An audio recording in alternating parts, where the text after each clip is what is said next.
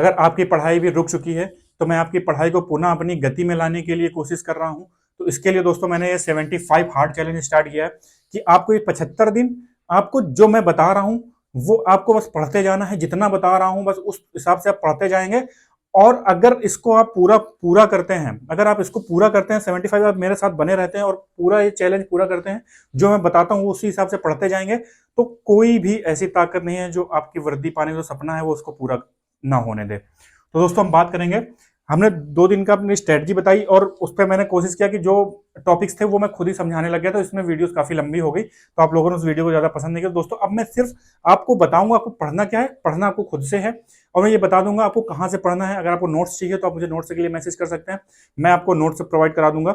इसके बाद अब दोस्तों बात करेंगे, सबसे पहला जो काम है, आपको जब डे स्टार्ट करते हैं तो आपको सबसे पहले पता है कि आपको करंट अफेयर पढ़नी है। और करंट अफेयर के लिए दोस्तों मैंने आपको बताया था कि करंट अफेयर के लिए आपको उत्कर्ष क्लासेस पे कुमार गौरव सर की क्लास आती है सुबह। ये मैं डेली आपको बता रहा हूँ कि आप उनकी क्लास लेंगे तो आपका जो करंट है वो तो तैयार होगा ही, जो पुराना पिछला छूट गया वो भी तैयार होगा, साथ में स्टैटिक पार्ट बहुत ज्यादा कवर कराते हैं वो, तो आपको स्टैटिक पार्ट कवर होने वाला है। अब इसके बाद दोस्तों हम बात करेंगे, सेकेंड टॉपिक है वो है हिंदी का। अब दोस्तों हिंदी में क्या है कि आपने 2 दिन तो आपने देखा होगा कि जो पहला दिन था दूसरा दिन था, पहला दिन, और मैं दोस्तों ये कुछ भी अपनी तरफ से नहीं बता रहा हूं कि नहीं मैं आया हवा में बातें करने लग गया, नहीं, सारा सब कुछ आपका सिलेबस, आप अगर यूपीपीआरबी की वेबसाइट पे जाएंगे तो जो जो क्रम चल रहा है, जो सीक्वेंस है, जिस सीक्वेंस पे उस पे दे रखा है आपके सिलेबस में, वही सीक्वेंस में उठा के चल रहा हूं। मैं ये नहीं है कि मैं जो किताब का सीक्वेंस है मैं उस हिसाब से चल रहा हूं, नहीं, जो सीक्वेंस दे रखा है आपकी वेबसाइट पे, जो सिलेबस का सीक्वेंस है, मैं वो एक एक सीक्वेंस स्टार्टिंग से लेके चल रहा हूँ ताकि आपकी कोई भी चीजें छूट ना पाए, जो सिलेबस में दे रखा है वो आपका कवर हो सके। बात करेंगे हिंदी की। हिंदी में पहले दिन आपने हिंदी भाषा के बारे में पढ़ लिया, कौन सी बोलियां कहाँ बोली जाती हैं वो आपने पढ़ लिया होगा। सेकंड डे आपने व्याकरण पढ़ लिया, वर्णमाला पढ़ लिया, वर्णमाला कल मैंने बहुत अच्छे से बताया, अगर नहीं देखे तो आप वो वीडियो देखिएगा, स्वरचित्र के माध्यम सारा सब कुछ क्लियर करा दिया आपको। अब इसके अंदर हम बात करेंगे तीसरे दिन की। तो अब जो हिंदी में जो आपको पढ़ना है वो है आपको तत्सम तद्भव, जो आपके सिलेबस में दे रखा है। ये सीक्वेंस मेरा नहीं है सीक्वेंस कि मैं इस सीक्वेंस में कैसे सर वर्णमाला के बाद तत्सम तद्भव कैसे, ये आपके सिलेबस में दे रखा है, मैं इस वजह से सिलेबस को लेकर चल रहा हूँ कि आपको कोई टॉपिक छूट ना जाए। तो दोस्तों अब इसमें जो टॉपिक है वो हम टॉपिक जिसमें बात करने वाले हैं वो है तत्सम और तद्भव। तत्सम तद्भव और तत्सम तद्भव क्या होते हैं आपको अच्छे से पता होगा कि जो शब्द जो संस्कृत भाषा से लिए गए हैं वो हमारे तत्सम है, और जो संस्कृत भाषा से जो विकृत रूप से, कि मतलब जो एग्जैक्ट नहीं बोले जाते संस्कृत के रूप में, उनसे विकृत रूप से वो तद्भव होते हैं।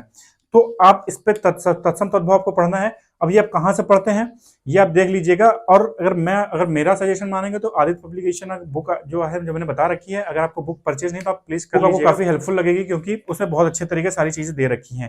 क्योंकि मैं जो तैयारी करता हूँ मैं उसी से करता हूँ, मैंने जो पढ़ा है मैंने उसी से पढ़ा है। अगर आपको बुक चाहिए तो डिस्क्रिप्शन में आपको लिंक मिल जाएगा, आप जाके उसको परचेज कर लीजिएगा।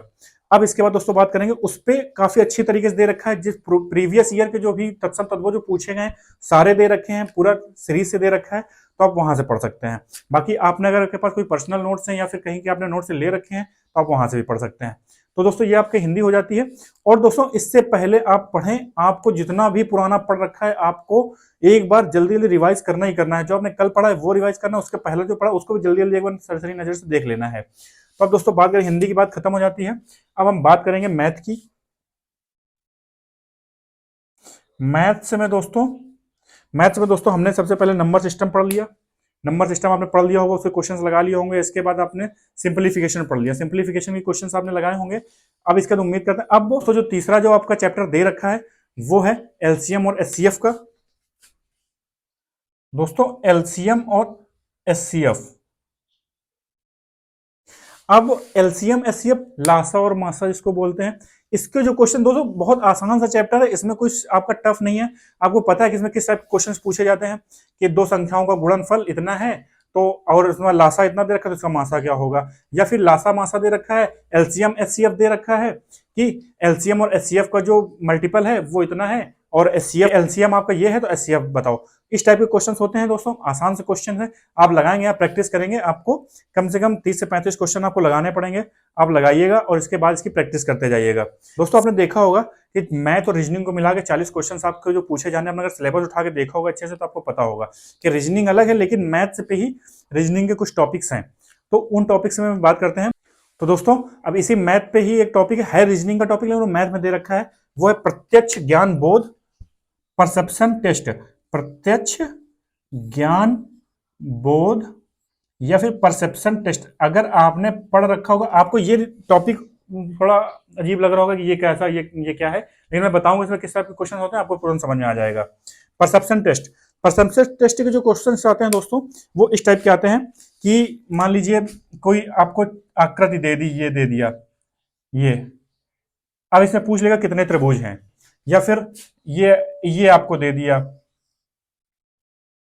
ये दे दिया, और इसमें पूछ लेगा कितने वर्ग बन रहे हैं, या फिर कुछ भी पूछ लिया कि इसमें कितने वर्ग हैं, कितने आयत हैं। इस टाइप के क्वेश्चंस जो होते हैं वो परसेप्शन टेस्ट में पूछे जाते हैं। दोस्तों माफ़ी चाहेंगे, इसके बाद की जो वीडियो किसी टेक्निकल कारणों की वजह से रिकॉर्ड नहीं हो सकी, लेकिन मैं आपकी वीडियो कंप्लीट कराता हूं। दोस्तों इसके बाद हम बात करेंगे रीजनिंग की।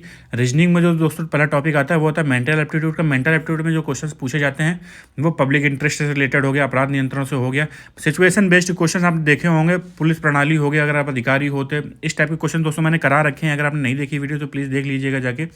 फिर दोस्तों रीजनिंग का ये पार्ट खत्म हो जाता है, फिर आप आते हैं जीके में। जीके में दोस्तों आपको हमने बताया था कि लूसेंट टिप पे जैसे तरह से आपको पढ़ाई करनी है, पर डे 3 से 4 पेज पढ़ने हैं, तो आपने पढ़ रहे होंगे, आप ये सारा सब कुछ पढ़ रहे होंगे।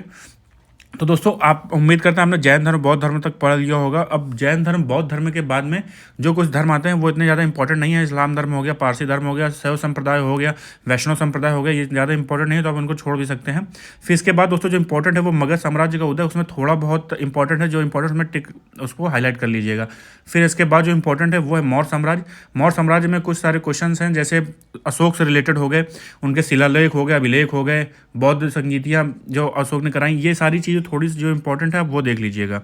तो दोस्तों यहाँ से आपका जीके जीएस का भी पार्ट खत्म हो जाता है तीसरे दिन का। दोस्तों उम्मीद करते हैं आपको वीडियो बहुत पसंद आई होगी, और दोस्तों इसी तरह बने रहें हमारे साथ, और वीडियो को ज़्यादा से ज़्यादा शेयर करें, लाइक करें, और धन्यवाद। जय हिंद।